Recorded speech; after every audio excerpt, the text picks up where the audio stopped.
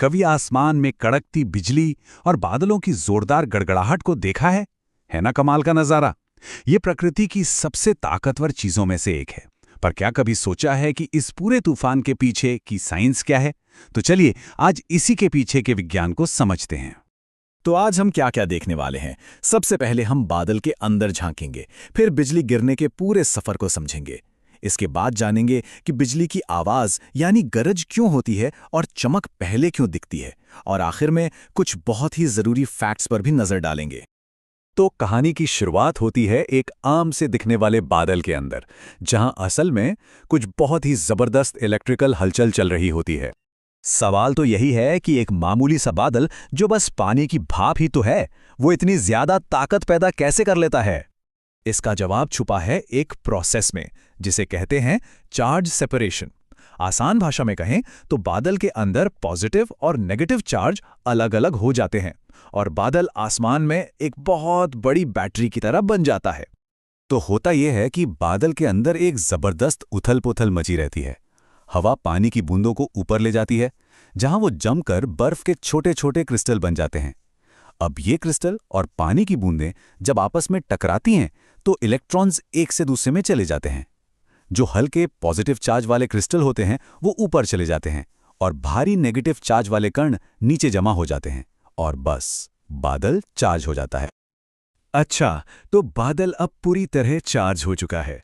चलिए अब आते हैं मेन इवेंट पर और देखते हैं कि ये चार्ज बिजली बनकर जमीन तक कैसे पहुंचता है। बिजली गिरने का जो पहला स्टेप है वो असल में हमें दिखाई ही नहीं देता। इसे कहते हैं स्टेप्ड लीडर। ये बादल से निकला एक नेगेटिव चार्ज का अदृश्य रास्ता है जो जमीन की तरफ कनेक्शन ढूंढता हुआ नीचे आता है। और यहीं पर कहानी में आता है एक बहुत ही दिलचस्प मोड़। जैसे ही बादल से वो नेगेटिव रास्ता नीचे आता है, जमीन से भी एक पॉजिटिव चार्ज उसे मिलने के लिए ऊपर उठता है, और जिस पल ये दोनों जुड़ते हैं एक जबरदस्त करंट जमीन से ऊपर की तरफ भागता है। जी हां, जो तेज चमक हमें दिखती है वो असल में नीचे से ऊपर की ओर जा रही होती है ना कमाल की बात? और इस रिटर्न स्ट्रोक की ताकत का अंदाजा लगाइए। इसका तापमान होता है लगभग 30,000 डिग्री सेल्सियस, यानी सूरज की सतह से भी 5 गुना ज्यादा गर्म। ये गर्मी कल्पना से भी परे है। बिजली की चमक तो देख ली, अब बात करते हैं उसकी उतनी ही दमदार आवाज की, जिसे हम गरज या गड़गड़ाहट कहते हैं। ये सवाल तो सबके मन में आता होगा कि अगर बिजली सिर्फ एक लाइट है तो फिर ये इतनी जोरदार गड़गड़ाहट कहां से आती है? आखिर ये आवाज किस चीज की है? इसकी वजह है हवा का बहुत तेजी से फैलना। और एक आम गलतफहमी को दूर कर लेते हैं, ये बादलों के आपस में टकराने की आवाज बिल्कुल भी नहीं है।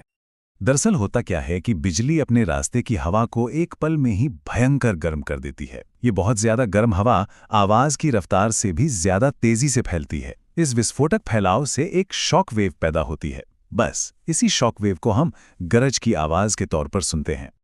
अच्छा, एक बात तो सबने नोटिस की होगी, बिजली चमकती पहले है और उसकी गड़गड़ाहट कुछ देर बाद सुनाई देती है। ऐसा क्यों होता है? तो देखिए, सारा खेल स्पीड का है। लाइट की रफ्तार लगभग 30 करोड़ मीटर प्रति सेकंड है, मतलब बिजली की चमक हम तक लगभग उसी पल पहुंच जाती है। वहीं दूसरी तरफ साउंड की स्पीड सिर्फ 343 मीटर प्रति सेकंड है। वो काफी धीरे चलता है। और इसका एक बड़ा मजेदार इस्तेमाल भी है।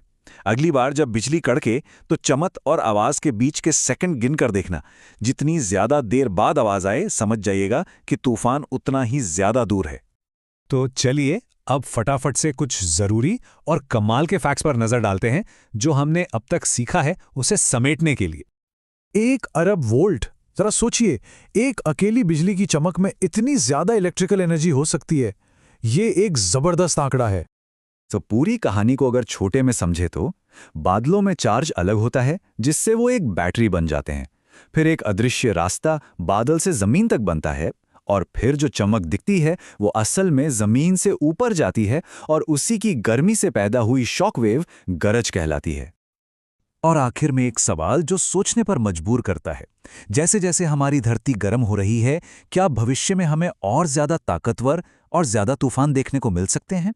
ये एक बहुत जरूरी सवाल है जिस पर दुनिया भर के वैज्ञानिक काम कर रहे हैं।